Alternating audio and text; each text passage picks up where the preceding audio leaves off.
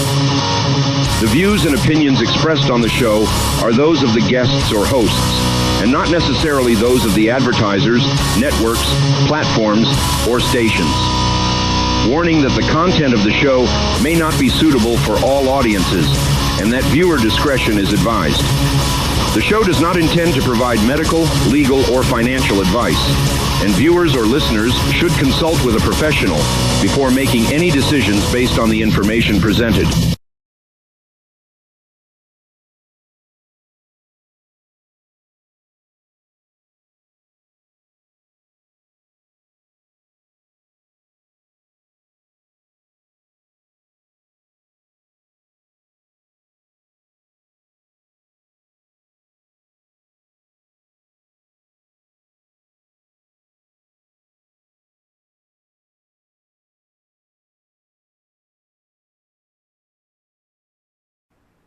Welcome, everybody, to the Paranormal Intelligence Agency Radio. I am sitting in for your host this evening. Jack had some family business to take care of, so I have very, very, humbly accepted to sit in for him.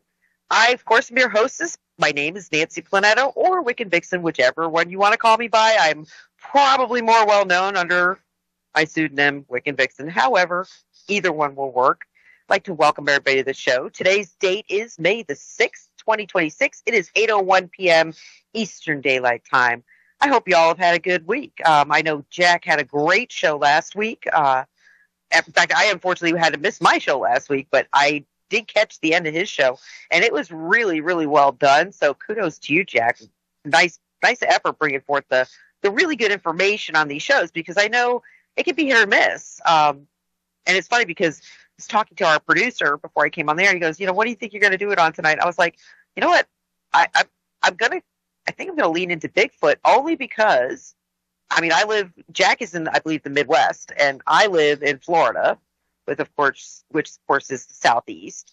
And yet Florida is actually number 3 in the nation for Bigfoot sightings. And people don't realize that. When they think of Florida, they think of beaches, palm trees, and there's an entire side of Florida that most people have no clue exists. It is an agricultural powerhouse, as well as a major cattle. Our cattle industry is very big down here. And then, of course, you've got the fact that we have multiple, we don't just have a rainforest insofar as the Everglades, but we have multiple forests in the state. We've got the Ocala National Forest. We've got the Apalachicola Forest. There's several. Oh my gosh, you got the Green Swamp Forest, multiple forests, and they're not like the northern forest. We don't have the towering trees. The foliage is incredibly dense, so it is a very thick area to get through. I think, if I remember right, because I've been through Ocala National multiple times, and most of Ocala National is pine. But they're so close together. It's not like you have like stepping area between, and then of course you've got all the fern and the native Floridian growth in between the pines. So it's not like a northern forest. Walking through it, it's kind of like at your own risk, because God knows what you're going to step on. No joke. It's like, poor Florida, snake, gotta move. But that in mind, I think what got me started on this thought process tonight was the fact that I've noticed that when it comes to cryptozoology, science has gotten better and better at debunking cryptozoology. But what makes me really kind of interested in that fact, people would say, well, because it's a fanciful science. No, it's really not a fanciful science. There's a lot of it that is actually based in not just history, but in fact. But I think it's interesting that science has kind of targeted in. Don't you guys find the timing just really kind of weird? Especially given that at the same time, all of a sudden science, and this is, of course, you have to remember, this is government-sponsored science, has targeted in on things like UFOlogy, cryptozoology. Sorry, I had something stuck in my throat. So I find it, just really weird that they are being targeted simultaneously. The only thing that's not really being publicly targeted would be ghost hunting or the paranormal in that realm, but yet it is. Because we're seeing more and more studies now about life after death and how long does the body survive and what is exactly the electrical current that actually powers your body. What does it do? Could it be, basically intelligent energy? All of these things, they're explaining things through quantum physics. All of these things are suddenly becoming kind of mainstream within science, which, trust me, guys, I'm an old goat. I have been around a long time. And I can tell you, these things were not mainstream when I was younger. These things were like, you were looked at like you had 50 heads when I was younger, or you were really bored, or you needed to be put on medication. I mean, you did not go around talking about these things. Producer Mark, you might remember back in the late 80s, early 90s, did you talk about, gee, I saw a ghost, or gee, I saw a UFO? Did you ever hear people commonly say that or talk about things like that? Oh, no, especially from the area I'm from. No. I come from a big Amish area, all right? So, Yep. Yeah, but folklore was huge. That's the thing. That's what kills me with this whole, I guess you could say, hush, hush on what you witnessed or what you thought you witnessed. Because, again, it's embedded in the folklore worldwide.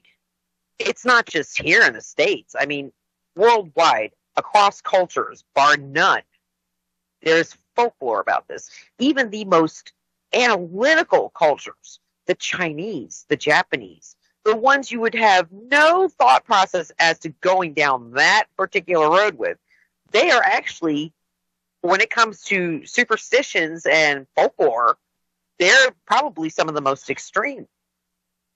They have more in their writings that deals with things that we would consider paranormal than anybody else. It's crazy. Them, India, like the Far East. And nobody stops to wonder why that is. Maybe it's because, I mean, here, the Native American cultures embrace their folklore. I think there is a difference there. The only time that, I guess you could say, became kind of problematic was when the Christian religions were introduced to the native cultures. That's when it became kind of a little bit more, I guess you could say, frowned upon. Never by the natives themselves, but by the priests, by the convents that were established on the reservations to keep them under control. They did frown on it. They looked at it as foolish, superstitious, and yet it was a common denominator type of logic with the cultures from all over the world. It just amazes me that people don't see that. Like, if you hold Native American, I mean, with Native American, you had what they call Bigfoot Booger. They call him Bigfoot. They call him Sasquatch. I mean, they have different names for him. Overseas, or if we go like to the, I guess, the northern Middle East, or not, no, the northern Far East, where would you define Russia as? The Russian plateau. That's, I guess, north. But it's, they call him Sasquatch. That's where Sasquatch comes from, there in the Himalayas. So it's very, like I said, it's just kind of crazy how things got passed culture to culture, and yet now they're saying, well, science is saying we don't have any definitive evidence. I mean, literally everything that's been brought forward has been easily dismissed or debunked once it was put through analyzation, which I get, but I'm not 1,000% sold on the thought that Bigfoot is actually from this dimension. And it's funny because I was on Letriana Brown's show on Monday night, and it was one of the questions she asked me about my beliefs of the paranormal. And we did actually tip into cryptozoology a little bit. And she said, do you think what we're seeing is of this dimension, or could it be of a different dimension? I said, well, I've always believed that we had interdimensional travelers. And my greatest example of that would be the Mothman. I said, I never believed that Mothman, or what they called Mothman, was something that was rooted in this dimension. I also don't believe it's from outer space. And I also don't believe it's a ghost. I do 1,000% believe it is a dimensional traveler. And it's able to phase back and forth between dimensions. And I'm going to be very honest with people. I think it has to do with, in some ways, solar activity thinning out our magnetosphere. Because even though they like to scare you with their whole climate agenda thing and, get you all panicking that with the solar flares and everything, solar flares have been happening since the beginning of time. And every time they happen, every time we get belted with one, it thins out the magnetosphere a little bit. And it causes ripples in the frequencies that actually naturally emit from and surround our planet.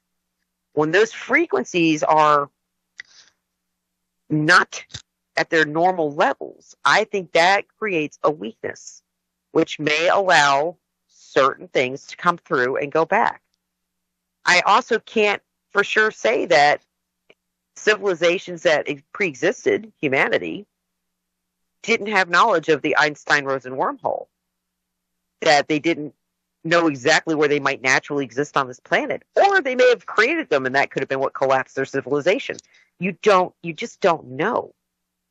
But I do know there's a lot of knowledge that goes back into ancient times that is really hard to explain through science even currently, but it is scientific.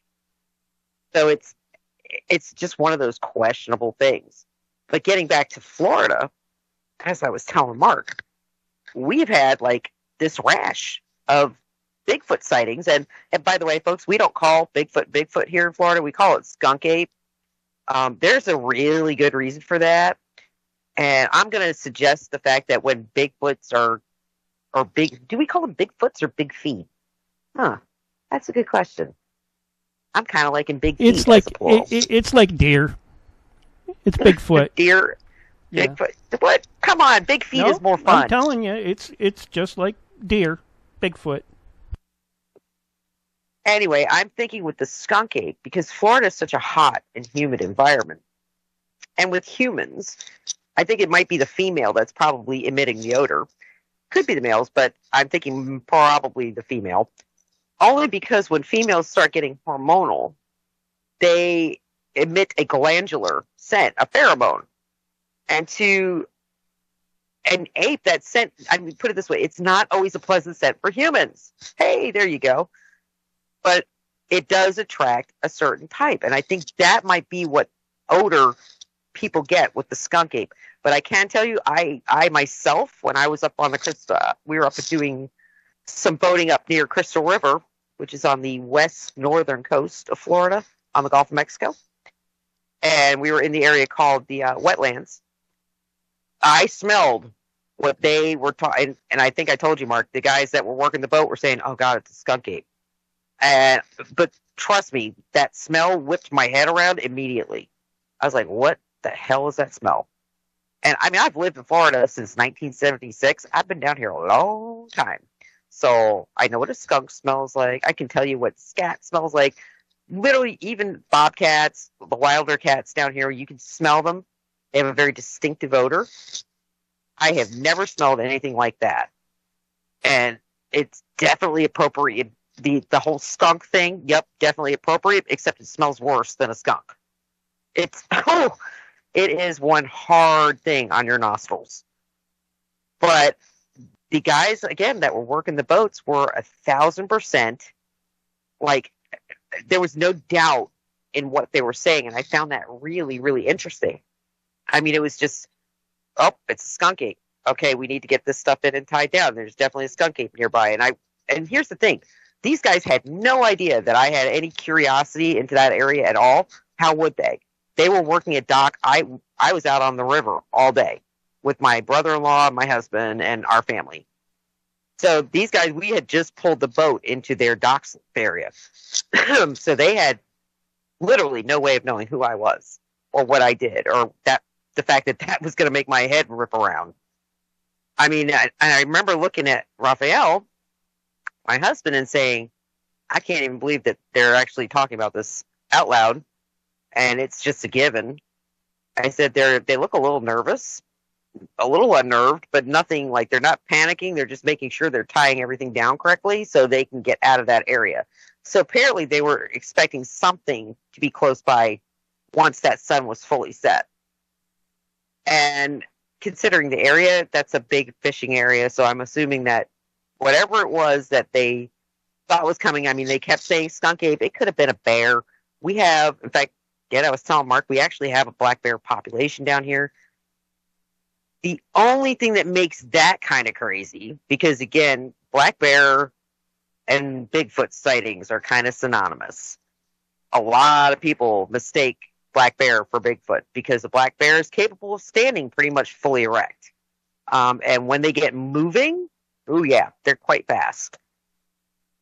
But yeah, it doesn't quite fit the whole Bigfoot description, because Bigfoot, by everything I have ever read, is more like an ape than it is a bear. At least by description. Every description I've ever read. Have I personally ever seen one? Nope. Nope, nope, and nope. Do I want to see one? I'm not sure I do, after I smelled what I smelled. But I think maybe for the sake of argument of saying, yeah, I saw it, I'm pretty sure they exist. But, yeah, I've always heard that Bigfoot was closer resemblance to an ape than it was to a bear. Mark, have you heard any differently than me? Because I've always heard it was closer to an ape.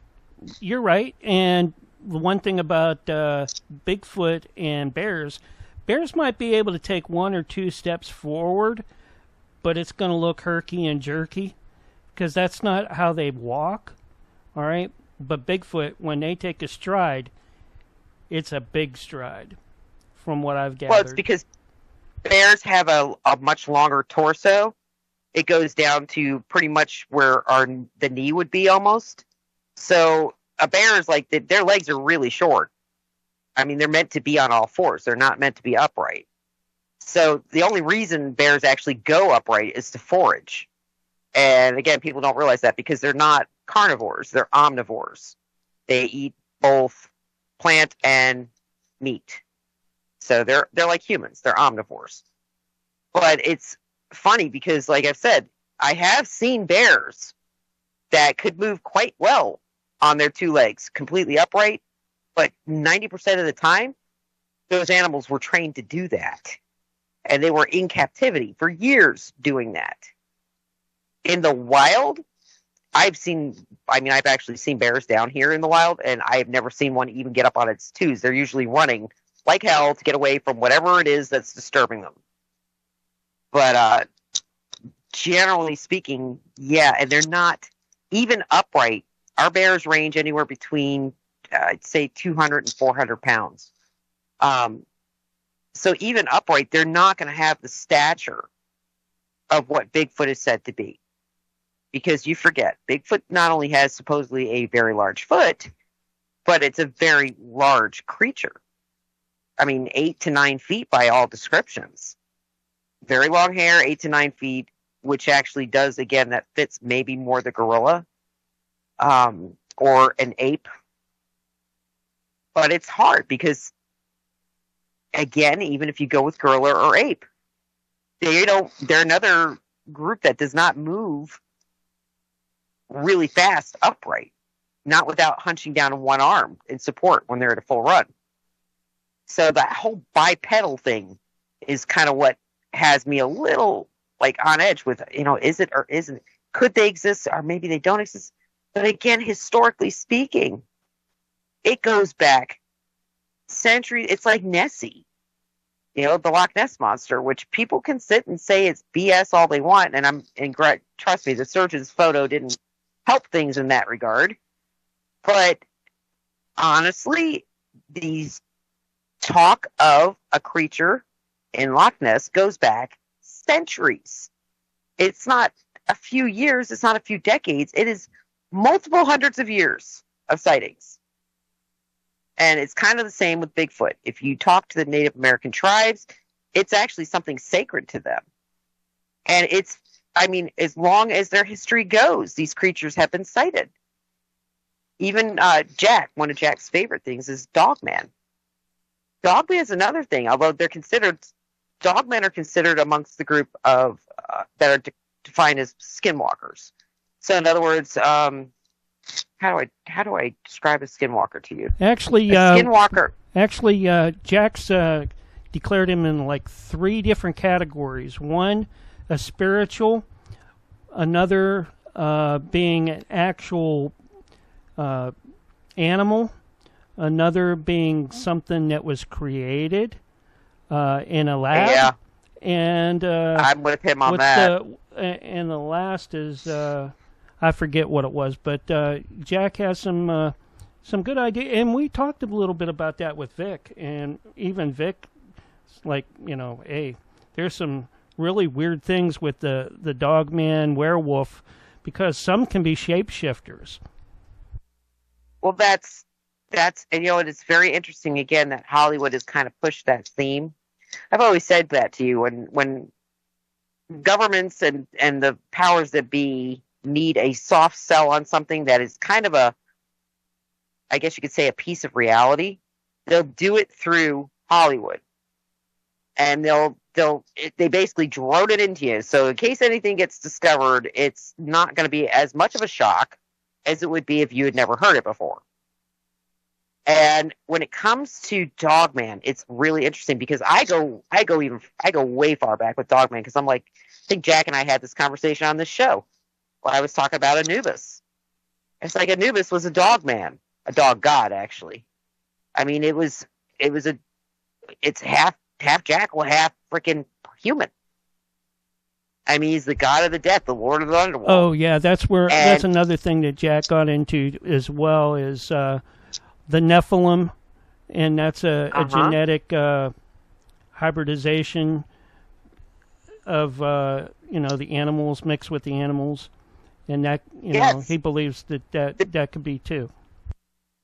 With Chimera, I know what he's talking about. He's talking about chimeras, where he's got to be on the same. If that's true, then he and I are on the same wavelength when it comes to history, and maybe only a partial representation, I guess you could say, and it's been sold to us as a fantasy or mythology, but it probably wasn't.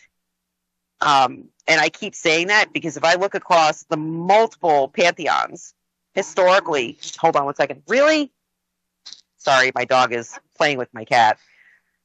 If I look across multiple pantheons historically, you can see where almost all of them have some type of deity that's half man, half animal. I mean, in current science, we call that a chimera. It's chimera or chimera, however you want to pronounce it. But it's where 2 different sets of DNA sequences are basically placed together, and these things are bred. And I can tell you, Russia was experimenting with that to hell and back during pre-World War II and during World War II. And I believe they were doing it with apes, if I remember correctly. And they were trying to create the strongest soldiers they possibly could. And at the same time, Germany was doing Liebsborn, which was super soldier programs. And again, this is not fantasy. These are facts. These are historical facts. So the whole thought process of these being created, and I have to tell you, it's not natural on any, I guess you could say, foundation, except for maybe the Nephilim thought process. But if I'm going to go Nephilim, I would say that would explain the sightings of like angels and stuff like that, winged creatures. That would explain a hybrid with something that was winged. Because the Nephilim, some of them were supposed to have had wings. So again, if you want to put it to that particular spectrum, yep, I can go with that. But when it comes to Dogman, we don't really have, amongst the Sumerian texts and the Sumerian pantheon, there's nothing really of a cross or hybrid with a dog. There is in the Egyptian, there is in the Greek. Like I said, if you go culture to culture to culture, you're going to find it in multiple cultures that not preceded the Sumerians. And it makes you wonder, if the Anunnaki existed, what exactly type of experimentations were they doing? Did this come of the Anunnaki? Or did it come of something that the Anunnaki brought with them? Was it more than just the Nephilim? Did the Nephilim consist of more than what was described? Could it have been different types of creatures? Were they from outer space or were they from inner space? You know, all of these questions, like I said, I'm pretty sure Mothman, if it exists, is from inner space. It's interdimensional. And I can't state that any more so. And that comes from knowing all about what occurred. You know, John Keel's infamous story, the Mothman Prophecy. If you read through what exactly occurred in the words of the actual reporter, it deals, I'm telling you, it deals with time jump, interdimensional type deal. I mean, he lost time when he was traveling between D.C. and Point Pleasant, West Virginia. The calls that came from this creature, the almost mechanical, hollow sound of its voice, it tells me it's coming through some type of portal. Because they didn't have the tech back then to imitate that sort of stuff. Not yet. It got there after that time. It could have been the government messing with them. Oh, yeah. I never take anything away from the government. That is always my go-to backseat driver. Was it the government trying to mess with John? It's very good possibility. Oh, yeah. But with that, guys, I got to take us out to our first break. Our only break, actually. This is Jack's show. I keep forgetting. Yes. We'll be back in just a few more minutes with the Paranormal Intelligence Agency Radio Show. All right. We're on radio break now. Wow. You're fired up tonight. I can't wait to your show now. Well, and here's the worst part. I have this horrible tickle in my throat. Oh my God. I got to go get another drink because I just downed like a whole bottle of Powerade. Okay, give me 1 second. We got about 4 minutes. All right, cool. I'll be right back. All right. Nancy Clinetta sitting in for Jack Carey.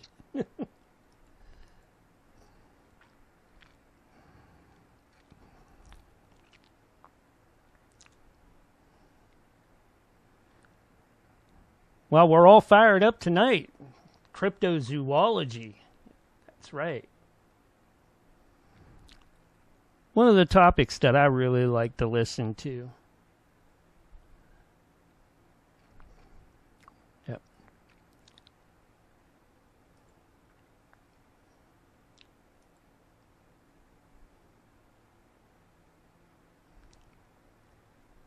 Yeah. Hey there, Sonia, out there in the YouTube land. Don't forget, I see you.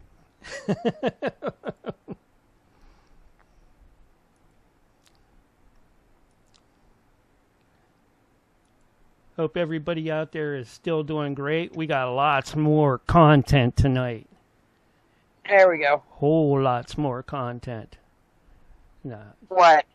I said there's lots more content tonight. Oh, yeah. Wow, is that a good thing? Not Jack, but John had Brent interview him earlier tonight. Oh, man, what a great interview. And Brent took the whole hour. And nice. First hour of the show. And they just did a role reversal. And I tell you what, he hit John with some good questions. I can't wait to get that up and out later, too.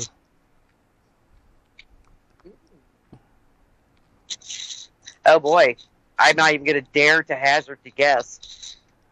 Especially considering Israel just attacked Lebanon today. Yeah, again, you know, and... this just in. The Strait of Hormuz is closed. Again. Hold on. This just in. It's open again. It's open. Yeah. Hold on. No. Wait, whoa. We got a revolving door here. Wait, they're saying Iran bombed a ship, but wait. The government of Iran is saying it wasn't them. Oh. Wait. Now Israel's bombing the snot out of Lebanon because they don't believe in the ceasefire. Wait, what? Oh, yeah. Hold on. What's going on in Syria? Yeah, right? Yeah, because no one's talking about Syria or Turkey right now. What's going on over there? You know. Yep. Come on. Like I said, I don't think it's going to end well for Israel. Just saying, I don't see that I don't happening. know, but I kind of hope that when this all works out, some new leadership in Israel will be taking over. That's what I see happening. I think that because again, the protests over there are I think the massive. people there should be, tired and fed up with Bibi. Oh, they're protesting him. Yeah. By the hundreds of thousands. Like the protests over there are massive right now. But you don't hear about protests in Iraq or Iran and places like that. But you do in Israel. Go figure. Yep. Anyways, we're going to be coming back pretty soon. We're under a minute. Coming up on 30 seconds here. Yep. Oh, that was fast. Yeah, this show goes super fast. Jack's like, we're done already? I'm like, oh, yeah. Jack. I miss him. I really do miss too. Got to take care of family, and this is what we do. Oh, yeah. We take care of family here, and we fill in where we can, And I would rather go with live than, Memorex. Here's your countdown, Nance. Yep. Look out, cats, dogs, and kids. 5, 4, 3, 2, 1, and you are live and on the radio side right now. And welcome back. 8:31 p.m. Eastern Daylight Time. That's right. I'm in a different section of the country than Mr. Jack Carey is. Welcome back, everybody, to the Paranormal Intelligence Agency radio show. I am your hostess, the Wiccan Vixen. I am sitting in for Mr. Carey this evening as he is dealing with some family issues. I get that, because when I got asked to do that, I literally had to tell our producer, hey, Mark, I got to go run and let my daughter's absolutely beastly dog out before I get back. Hopefully I'll be back in time. If I'm not, well, start without me and I'll join. But well, we have that with Jack sometimes, too, with Daisy and the Sundance Kid. Down in the missile silo. Yep, I get it. But like I said, it's always a pleasure, always an honor to sit in for Jack. I prefer sitting in with Jack because he is just a wealth of knowledge that I love to dig through and run around in and learn as much as I possibly can. But again, I love hosting his show, and I love doing the homework for this show. Like I was saying to Mark, I was kind of excited because I knew we'd had Bigfoot sightings here in Florida very recently. And, of course, the ones that we got recently were in the Green Swamp Wilderness area, which is, it's actually a forest, but it's in kind of the middle of the state, not too far from Orlando.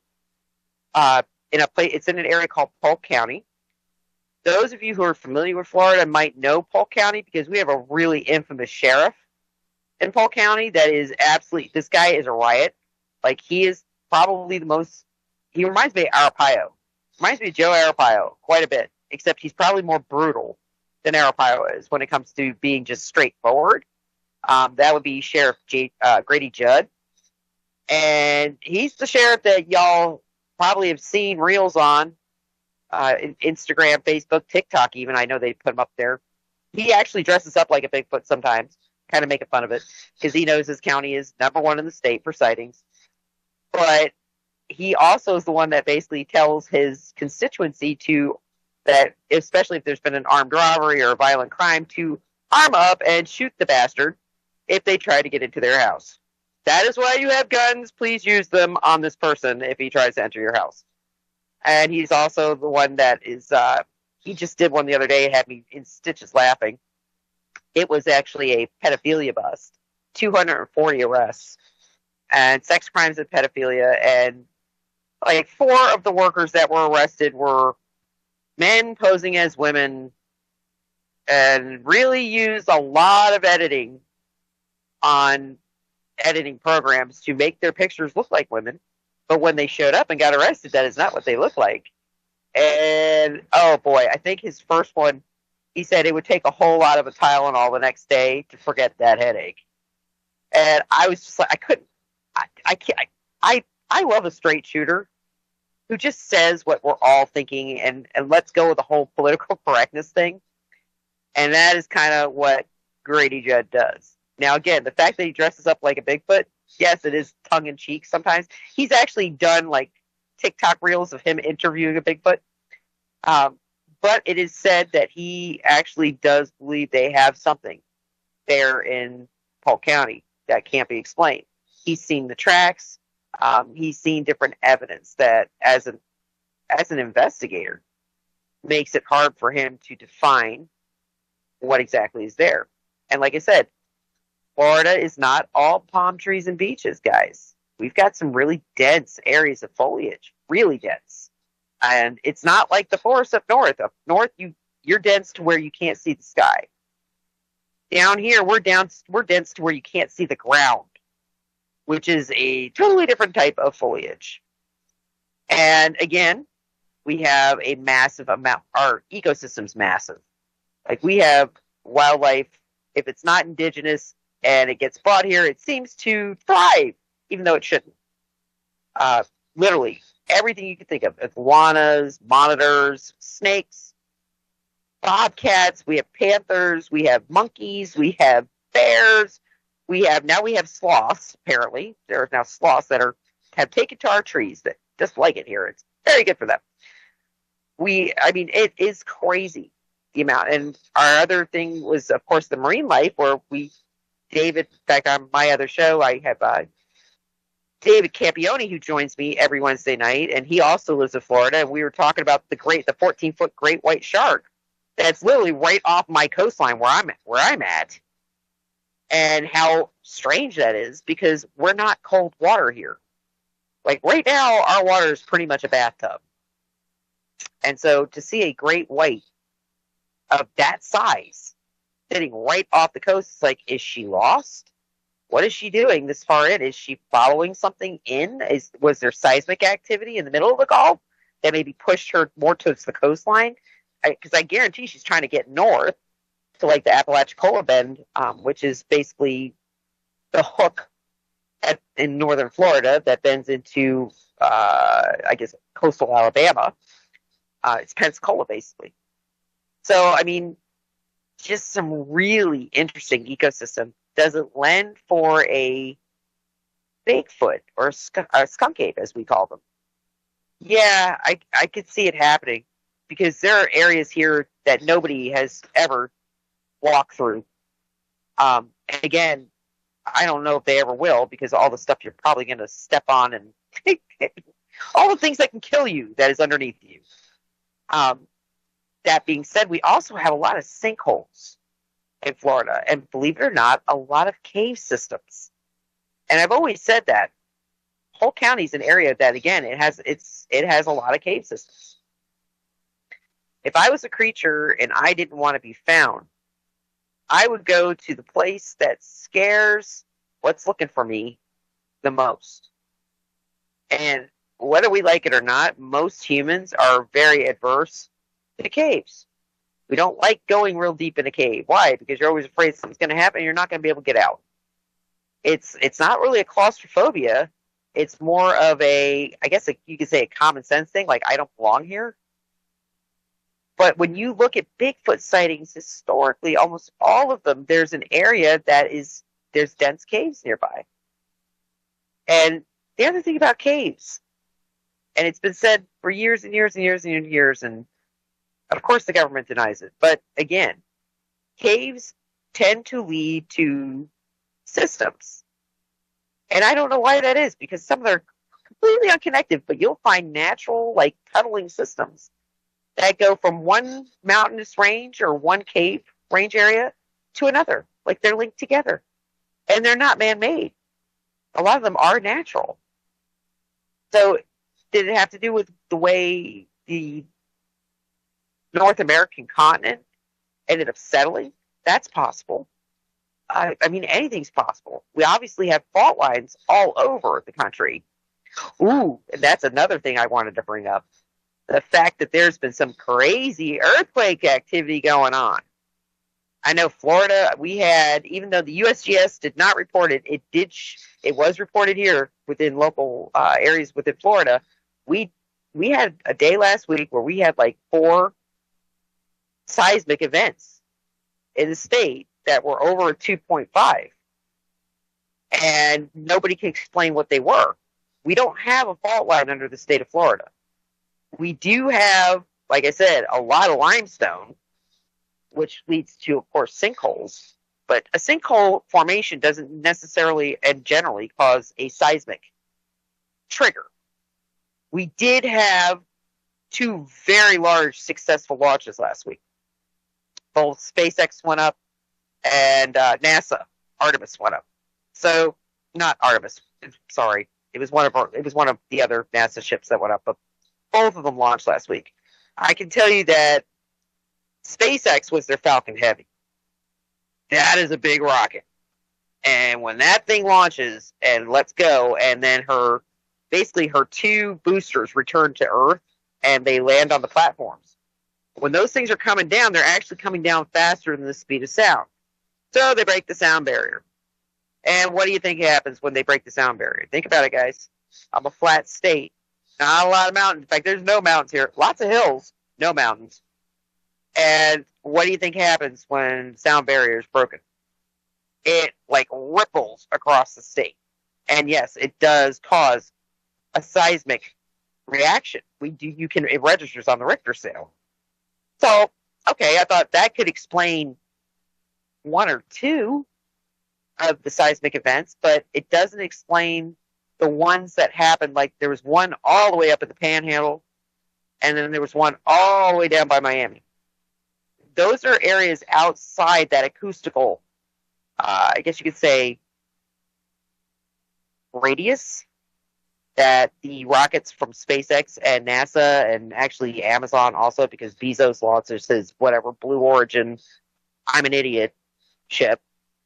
Let's just hire a bunch of idiots to say they went to space and look perfect doing it. I can't even go there. Can you tell it makes me mad, Mark? Oh, yeah. Leave it to Jeff Bezos to do something like that. But I can also tell you that Amazon in Florida has started delivering with drones. And it's not little drones. These are the big suckers.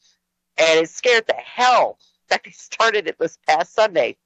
It literally scared the hell out of everybody in like Lakeland, Florida, because nobody gave a heads up it was going to start happening. They're calling it 1-hour delivery. And yep, these drones just started appearing in neighborhoods. And after all the crap that happened in New Jersey, and actually in multiple states, over the last, I don't know, what was that, about 6 months ago? When we had all those drone sightings that drones just pick its a car? About a year or two. Well, that's kind of the size of these drones. They're almost as big as like a compact vehicle. They're huge. So imagine if you didn't know. Or imagine if you're like one of what we call the cemetery residents. You know, the people the people that retired down here and are in their 90s and have no clue what technology looks like. Imagine seeing something like that, you know, buzzing itself down the neighborhood street. It's going to scare the pants off you. And giving, again, no heads up to the population. On top of that, they had basically an event with another disappearing scientist. So if people are reading the news, and I kind of think it's very interesting that Trump actually brought that up at a press briefing, the actual missing scientist. And he brought it up to say that, you know, he didn't think there was connected. He wasn't being shown anything that said it was connected. Guys, I got to tell you, I think I'm getting a pretty good beat on this president. I think I've had a pretty good beat on him the last administration. He literally says things to get people to look at it twice. I actually made a meme the other day. Did I drop that in our chat, Mark, the meme I made? Or did I just drop it on Facebook? I'm not sure, but I didn't know you were a meme maker as well. Oh, yeah. Well, every once in a while. I watermarked my meme. So it's my meme. But it was basically Donald Trump with this big grin on his face and basically singing Bibi Netanyahu's praises. What a wonderful guy he is. And it's Bibi Netanyahu, like purple in the face, having a heart attack saying, shut up, shut up. Every time you do that, they go to our Wikipedia page. So it's like basically I'm trying to point out to people, this is a definite strategy. You would have to imagine that Trump, because of the way he's been saying things, the way he's been, I guess you could say, twisting kind of what his agenda was into what it supposedly is now. He's forcing people to look at other things. In other words, if he wasn't supportive of Israel right now, nobody, all of the anti-Trumpers wouldn't even be thinking about Bibi Netanyahu. They would never even they wouldn't think twice about Syria getting stomped on and Iran getting, maybe it's not Iran doing the ceasefire or violating the ceasefire. They would not be thinking this way. The reason they're thinking this way is because they're looking for a way to put a hole through Donald Trump. And I think it's hysterical because I'm like, everything he said in his first administration, all the things he fought for that he couldn't get through because everybody was working against him, even the ones who said they supported him, everything he's now getting done in this administration, but it's the left and the anti-Trumpers that are getting it done because he's basically saying things and purportedly supporting things that are causing them to go for the exact opposite of whatever he says. It is the craziest thing. I think I've talked about this on my show. It's craziest logic. But he did brings up these scientists and said he didn't think it was actually something that was, in other words, to me, in Trump speak, that means y'all need to start looking at this very seriously because it's going to connect to a lot more information that's coming down the pipe. It's a standard Anon code speak. In fact, we always used to say whenever Trump said something once, twice, three times, didn't matter what he said, you had to pay attention to it and start digging. And you dig, the way you do a dig is you dig both directions. You look for any information you can. And then whatever you can debunk, you debunk. And whatever you're left with, you're left with. And that's how it always works. You have to do it unbiasedly. You cannot dig with I love Trump on your mind or dig with I love Biden. It has to be completely unbiased when you dig. And I always tell people, my favorite rule of thumb, follow the money. The money does not lie. Everything and everybody else does, but not the money. The money trail always goes back to its origin. Even though it can try to lie and hide in shell companies, nope. If you're good at what you do, you're going to be able to track it.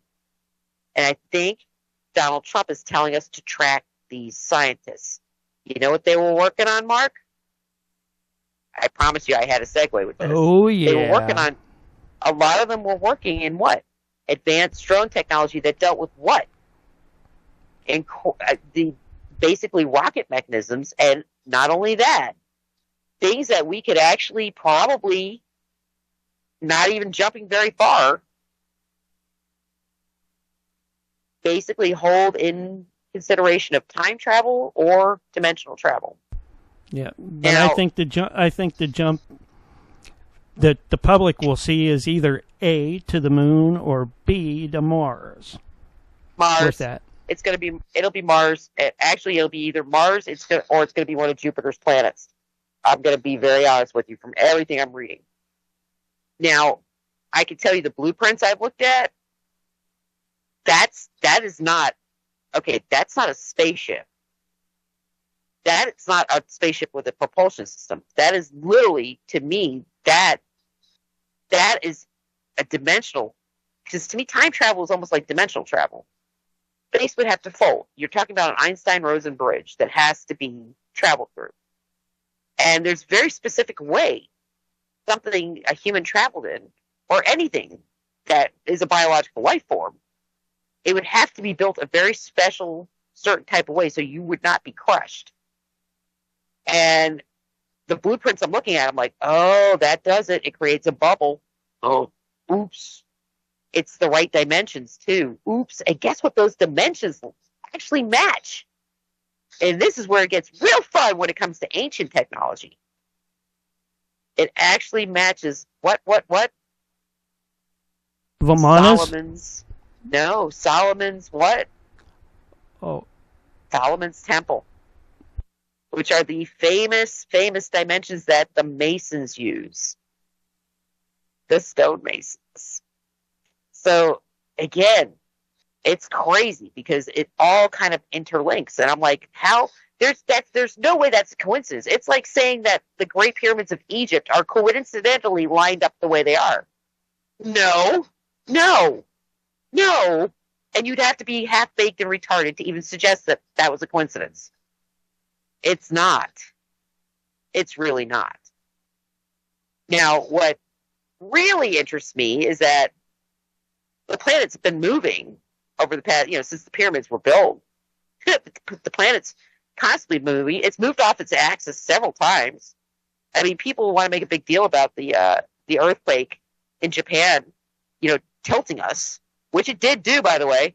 If you notice, the moon looks different. I don't know if anybody else has been paying attention, but if you look at the crescent moon, it's in the wrong frickin' place. It's not supposed to be at the bottom of the moon, ever. At least not according to the Farmer's Almanac. And yeah, I am somebody who's read through literally years and years and years of Farmer's Almanacs looking for a crescent moon that had the crescent on the bottom. Yep, nope, couldn't find one. So that's really interesting. But on top of that, it would mean that the position of the stars couldn't possibly be in the same position they were 4,000 years ago. Not if we follow nature. So how the hell do we still get an alignment? How the hell do we still get Stonehenge alignments? Did you guys ever stop to think about that? If we're to believe the space science and astronomy that they teach us and the way things work, none of these sites, these sacred sites, should still be in alignment with the star clusters that they're in alignment with. The solstice shouldn't be in alignment. If the Earth got knocked off its axis by even just the 2009 earthquake, just say that's the only event in history. Forget about, some of the largest volcanic eruptions ever. Forget about that. But, okay, so, yeah, a 9.2 in Japan? And forget the fact that there was a 9.1 in Chile, around the same time. Okay, knock us off our axis a little bit. Dude, the solstice would not still be doing what it does and shining where it does at Stonehenge every year. It doesn't make sense. And what I don't understand is why really, really educated people who came up and noted these patterns of where all these star alignments are have not stopped for half a second and said, well, wait. Ew, that may not actually align correctly. That's not good. Or is it just that they're too proud and arrogant to admit that, they could be off? Or are we in a giant simulation? Because that is the other uncomfortable thought process that comes into being when you start talking about things not lining up the way you were taught they were supposed to line up. All right, guys, with that, I am going to close Jack's show. I hope you enjoyed it because you know what? When I do a show, we got 2 more minutes, Nance. Well, because I'm going into my final dialogue, Mark. I'm not shutting it down quickly. I wanted to give myself time. One of the things I love to do, and I know Jack loves to do, is we want to basically spur you to do your own research. Don't believe us. We've been at this, Jack and I, sheepers, creepers, between the two of us, I'd say it's 50, 60 years of combined research. Literally. And we're both very focused into what we do. But that's a lot of time, guys. That's a lot of tenure. So to us, some of these things are just off the top of our heads. We know it. It's card cataloged in our brains. But it's not the same for you guys. And I don't think Jack I don't think Jack wants this either. We don't want you to have our opinions. We want you to do the homework and, maybe come up with an alternative opinion that's even better than ours. But whatever you do, don't just sit quietly. Why? Because don't say it doesn't affect you guys, because you're obviously finding out with a lot of the disclosures that are happening right now, a lot of things that are coming down the pipe, even down the genetic sciences. 30 years ago, if I spoke, and I did speak about genetic sciences 30 years ago, it was considered quackery. It literally, they told you it was quackery, that it was illegal, it was forbidden, and it was, of course, a giant cover lie for all the scientific stuff they were doing. But they were doing it for profit, not for the betterment of humanity. And when you understand that, that's when you start really getting curious as to exactly what we've been told is true, what have we been told that's a lie.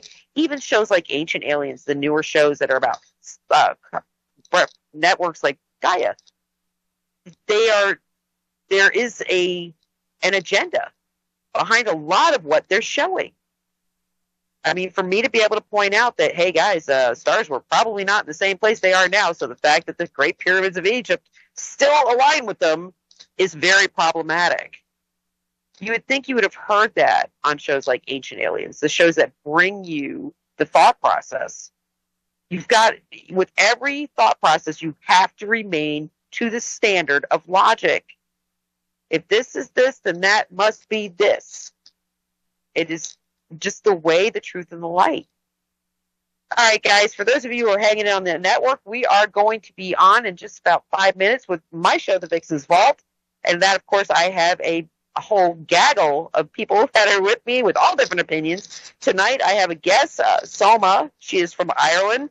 I'm hoping she can get on, my little darling. She's one of the sweetest people I've ever met in my life, and I actually have met her in person. So hang in there, guys, and join us for the Vixen's Vault next. If not, join Jack next week for the Paranormal Intelligence Agency radio show, and I'm sure he will be back as his emergency will have been handled. It's been a pleasure being here with y'all, folks. Again, I am the Wiccan Vixen. Have a great evening.